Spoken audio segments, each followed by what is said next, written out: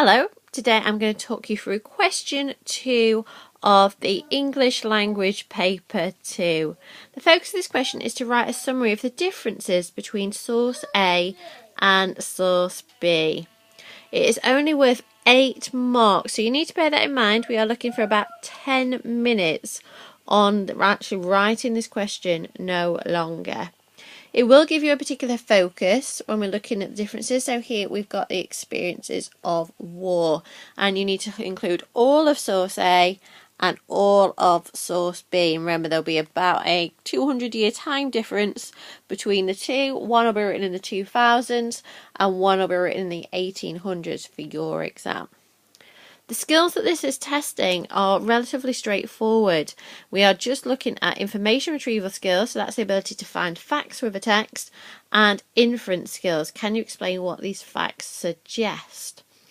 So we're not looking at language analysis. None of that should feature in question 2.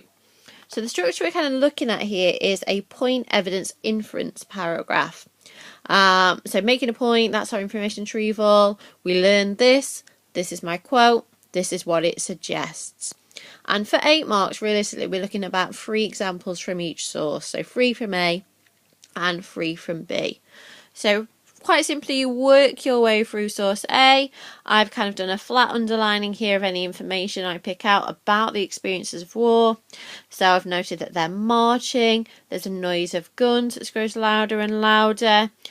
From behind them comes a salvo of shells that comes suddenly over their heads, and you work your way through the text, picking out the information that you receive.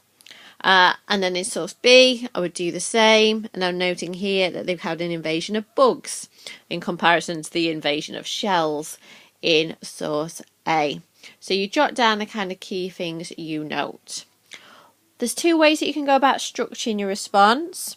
So either on source A, you give your 3 PEI paragraphs, and then you move on to source B. But every time you do one from B, you make a link back. So this is the kind of important aspect here. We've got to say how the experience is different to A. That just makes sure we're doing that comparison mark.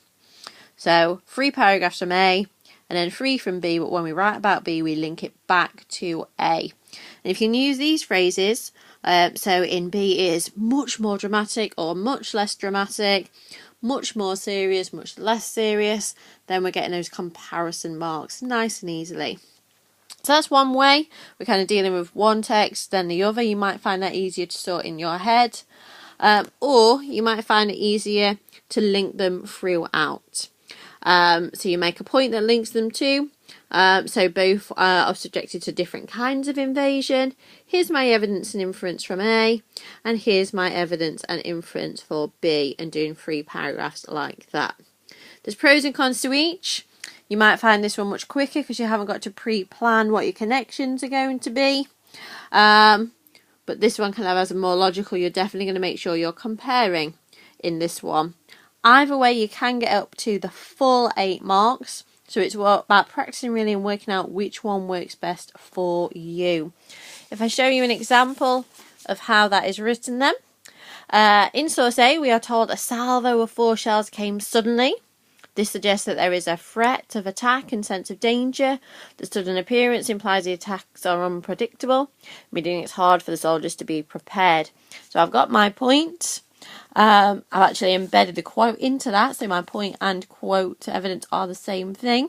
So we're told that 4 shells came suddenly, and then I've focused on this suggests, because it's the inference bit that's going to get me over the half mark, so that's where I want to focus.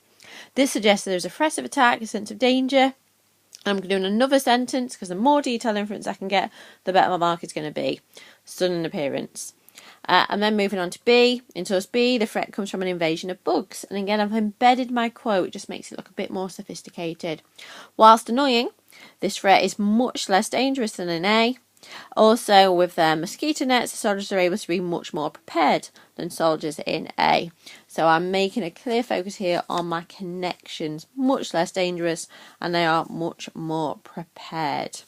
So that is the kind of structure. And then you want 3 paragraphs, essentially, that look like that. Like I say, you can do all of A first if you want to, and then just make sure that your B ones look like this, and you're making those connection sentences. So the key here in question 2, don't overcomplicate it, don't spend too long on it, just read clear points from each one, no language analysis whatsoever.